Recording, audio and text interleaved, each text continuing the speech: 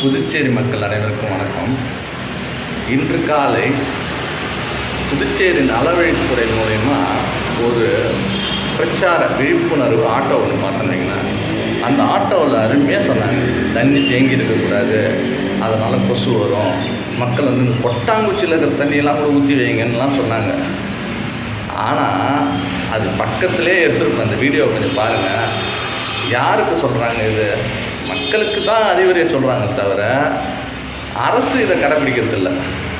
இந்த வாய்க்காலெலாம் ஒரே துர்நாற்றம், ஒரே அடைப்பு. இதுவே நேற்று பெய்ஞ்ச மழையிலே இந்த நிலமைனா அதுக்கு முன்னாடி எப்படி இருக்குன்னு பாருங்கள். முதல்ல வாய்க்காலெலாம் தூர் வாடுறாங்க, வாரி வெளியே கொட்டுறாங்க.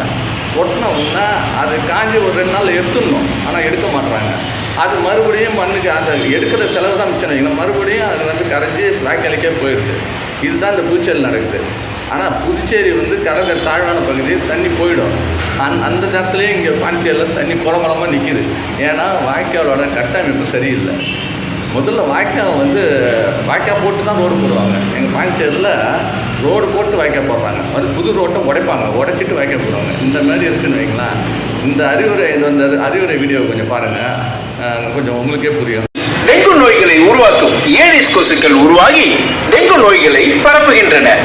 அதனால் மழை நீர் மற்றும் தேவையான நீர் தேங்காமல் அப்புறப்படுத்தி கொசு உற்பத்தியை தடுப்போம், டெங்கை வாழ்வோம்.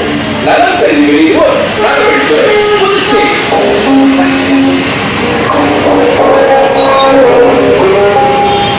டெங்கு மற்றும் சிக்கன் குனியாவில் இருந்து நம்மை பாதுகாக்க நம் வீடு மற்றும் வீட்டை சுற்றியுள்ள இடங்களில் நீர் தேங்காமல் அப்புறப்படுத்தி கொசு உற்பத்தியை தடுப்போம்.